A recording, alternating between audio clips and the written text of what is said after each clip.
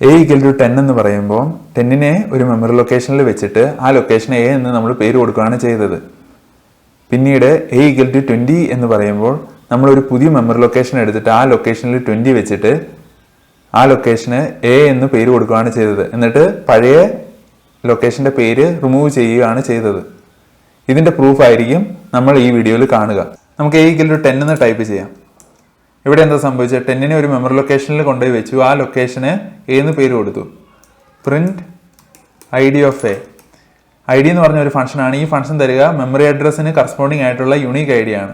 ഇവിടെ Aക്ക് കറസ്പോണ്ടിങ് ആയിട്ടുള്ള ഒരു യുണീക്ക് ID നമുക്ക് കിട്ടും. ആ യുണീക്ക് ID ആണ് ഇവിടെ കാണുന്ന ഈ number.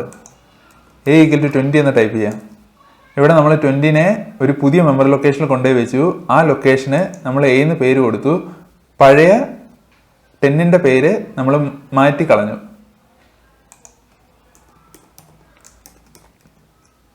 Print ID of A again. ഇപ്പൊ 20 ഇരിക്കുന്ന ആ മെമ്മറി ലൊക്കേഷന്റെ യുണീക്ക് ഐഡിയും നമുക്ക് കിട്ടി. ഇവിടെ 10 ആയിരുന്നപ്പോഴത്തെ യുണീക്ക് ഐഡിയും 20 ആയിരുന്നപ്പോഴത്തെ യുണീക്ക് ഐഡിയും ഡിഫറെന്റ് ആണ്. അത് നമ്മൾ നേരത്തെ പറഞ്ഞ സ്റ്റേറ്റ്മെന്റ് പ്രൂവ് ചെയ്യുന്നു. നമുക്ക് ഒരു സ്പെഷ്യൽ കേസ് കാണാം. A equal to 10 print ID of A, B equal to 10 print ID of B. A equal to 10ൽ സംഭവിക്കുന്നത് എന്താണ്? 10നെ ഒരു മെമ്മറി ലൊക്കേഷനിൽ കൊണ്ടുപോയി വെക്കും.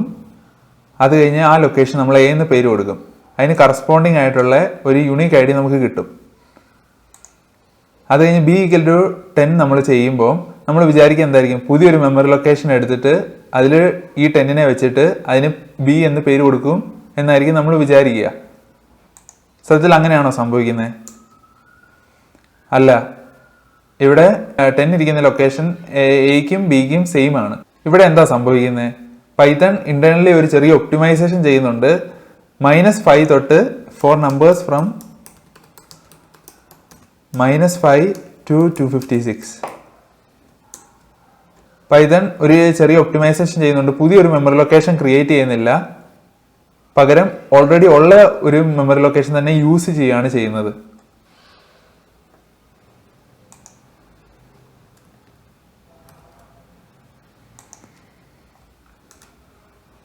എന്തുകൊണ്ടാണ് -5 തൊട്ട് 256 വരെയുള്ള നമ്പേഴ്സ്? ഇത് നമ്മൾ most of the time use ചെയ്യുന്ന നമ്പേഴ്സ് ആണ്. അതുകൊണ്ടാണ് പൈത്തൺ മെയിൻലി ഈ റേഞ്ച് ഓഫ് നമ്പേഴ്സിനെ ഈ ഒപ്റ്റിമൈസേഷൻ ചെയ്ത് വെച്ചിരിക്കുന്നത്. ഇതിപ്പോൾ നിങ്ങൾ മാറ്റി 257 ആക്കിയെന്ന് വെച്ചോ. 257 ആക്കി കഴിഞ്ഞാൽ നമുക്ക് കാണാം 257ന്റെ ID എയുടെയും ബിയുടെയും ഡിഫറെൻ്റ് ആണ്.